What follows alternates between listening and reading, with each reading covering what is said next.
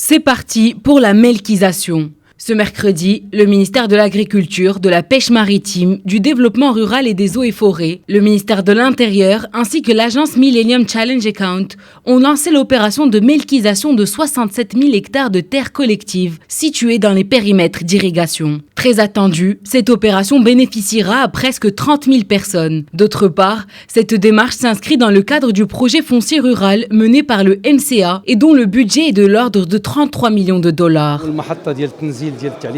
C'est la première étape de la mise en œuvre des hautes orientations de Sa Majesté le roi Mohamed VI. Nous soutenons les ayants droit afin qu'ils puissent profiter de leurs terres. Une opération qui concerne 67 000 hectares va être lancée avec l'appui des États-Unis qui ont mobilisé un montant de près de 33 millions de dollars dans le cadre du programme du Millennium Challenge Corporation.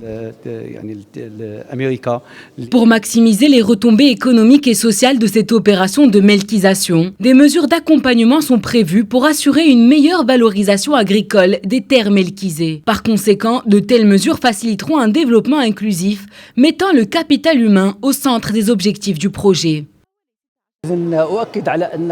Je certifie que le projet du foncier rural est un projet qu'on doit d'abord au ministère de l'Intérieur. C'est un projet qui concerne les périmètres d'irrigation à travers le royaume. Le Daïr de 1969 appuie cette démarche qui concerne un territoire de 337 000 hectares qu'on répartira entre les ayants droit.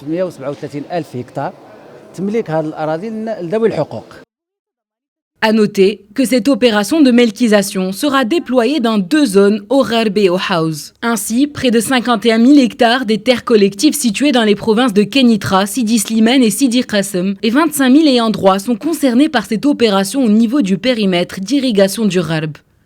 Ce projet couvre également 16 000 hectares de terres collectives situées dans la province de Qal'ad Srarna et bénéficiera 5 800 ayants droit au niveau du périmètre d'irrigation du Haouz.